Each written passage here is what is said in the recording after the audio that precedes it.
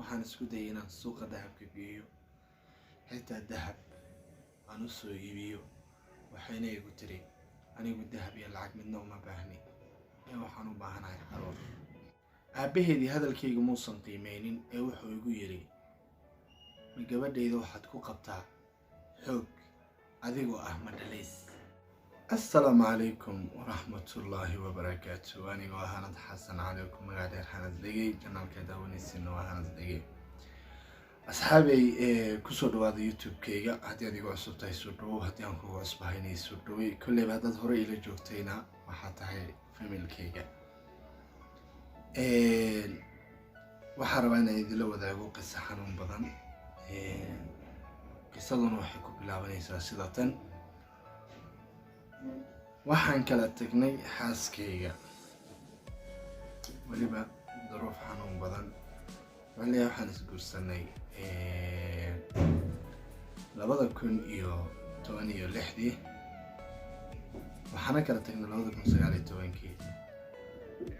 sababta xanuunka badan ee ka dambeysana waxay tahay 3 sano waxba maysan dhalin, laakiin anigu waa ku qanacsanaa. familkeeda markasta waxay dhihi jireen ninkaas waa madhalays iska soo fur, laakiin anigu waxaan diyaar u ahaa wax kasta caqabad kasto inaan hortago. in badan oo familkeyga ka mid ah sidaas way igu dhaheen, laakiin aniga marnaba uma joojin hadalkooda. wixii waalidana waan qancin jiray, wixii kaleetana waxaan dhihi jiray waxba aniga familkeyga kaama gelin, waan edeb iyo akhlaaq daran tahay. nin hadduu yahana waxaan dhihi jiray maxaa farahaas ku geliya, laakiin ayada way la fahmi weysay. waxaan dareemay xanuun aad u fara badan. waxaana isku dayay inaan Hindiya isla aadno, laakiin waxay ku adkaysatay waylaa ay fur.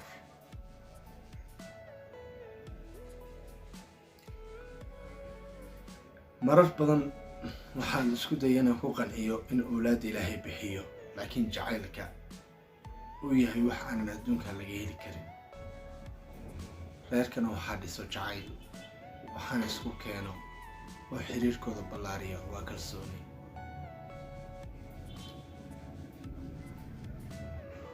waxay ahayd taariikh xanuun badan ee aniga igu dhacday.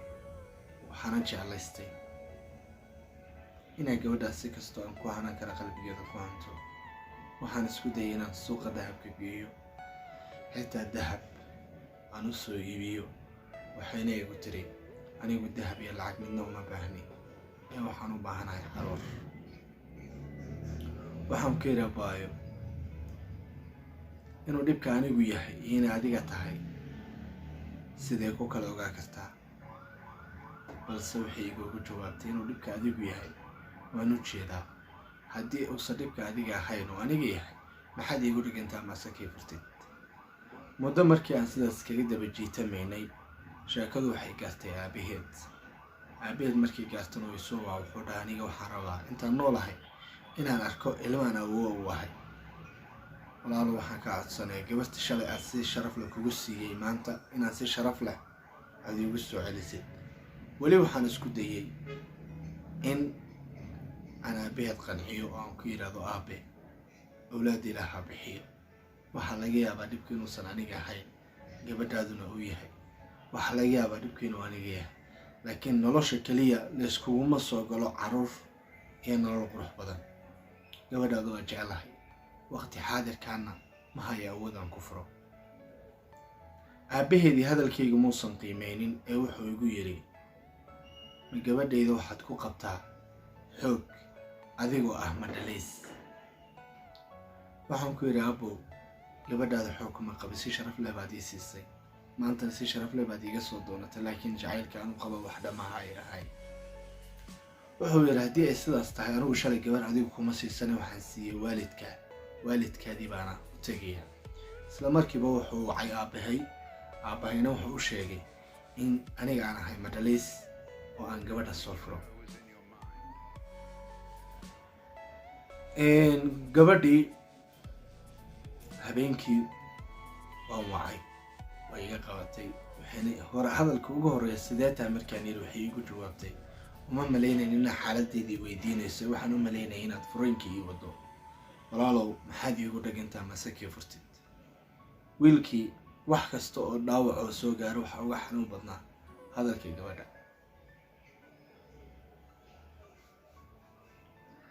sheekadii markii aabbuhu ay gaartay, aabbihii baa ku yidhi aniga soo kuma dhihin gabadhan iska fur. ha aabbu waad ii tiri, laakiin anigu jacayl baan u qabay gabadha, iyo ilaa inaad furtaa. far duca iyo far habaar. wiilkii waxa uu isku dayey inuu aabbihii qanciyo, kuna yidhaahdo aabba jaanis siiya aan gabadha ku wado oo aan hindi iskugu raacno. waxaana la yidhi intaan wax ka badan annaga miyaana bahdilaysaa? gabadha fur. aniga oo ka xun ayaa gabadhii furay. muddo markii aniga aan mashquulsanaayo aan walwalsanaay adigay 3 wiiga ayaa waxaa dhacday in aabbi yidhaahdo waxaan kugu darayaa inaan adeerkaa dhalay. laakiin anigu qalbigayga qof kale ayuu jiray. waxaana ku yidhi aabbe shalay adigaa gabadha jeclaa iga furay, waxaan u baahanahay inaad jaanis isiiso. laakiin aabbihii muusan maqlin ee wuxuu yidhi hadalkaada hadalkayga kee weyn? waxaana ku yidhi aabbe kaaga ayaa weyn. wuxuu yidhi gabar adeerkaa dhalay ayaan kugu darayaa, waana qasab, tuugma maaha. sidii baa dhacday. 2 bil markii aan joognayna waxay yeelatay uur. sina farxad waa igu ahayd oo waxaan ogaaday inaan ahayn ma dhalays. sina naxtin waa igu ahayd sababtoo ay gabadhii aan jeclaay inuu dhibka dhankeeda ka jiro ayaan dareemay. gabadhii waxay dirsatay cuddadii kadibna waxaa lagu daray ayadana wiil. wiilkii markay isguursadeen waxay wada noolaayeen 2 sano kaleeto, wayna kala tageen.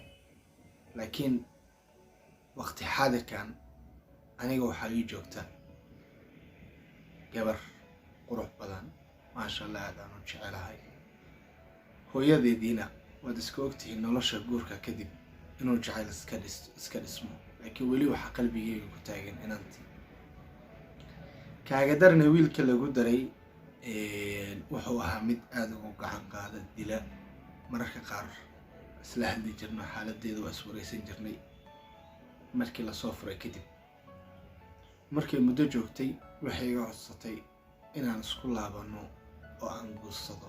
laakiin aniga wax jawaaba maanan siinin. waxaana ku yidhi wax kasta shalay gacantaada ayay ku jireen, maantana wax aan qaban karo ma jirto. sida eyga uu afka biyaha u geliyo aanan loo cabin ayaad aniguna iga tahay ey ayaa loo ku gelaya. welina waxaan dareemayaa inaan u qabo jacayl aad u fara badan. mararka qaar waxaan is idhaahdaa nolosheeda farxadda iskaga qaadatee lacag inta siisid hindiya ma u dirtaa. gabagabadii gunaanadkii barnaamijka wuxuu idin leeyahay gabadhaasi maxaan ka sameeyaa? tana ha laysiiyo. tiimka ku xiran walaalkii Hanad Dhegi, waxaan rajaynayaa inaad tala aad u wanaagsan sii doontaan. waan idin jeclahay. kolleyba tayda markii aan raacsiiyo talada waxaan leeyahay kolleyba Hanad hadhowdee dadka qaaraa dhihi doona Hanad ma naxo. intii rafaad ahayd aad usoo marta haddii ku fahmi weysay, haddana kuma fahmayso. noloshaada quruxda badan ha iska dumanin. taladeedu waa taas. talada Allah si ka weyn, tiinana soo siiya. waxaa idin leeyahay waa idin jeclahay. muuqaalka haddii uu ku cajabiyey like saar, comment, share sii dhaha.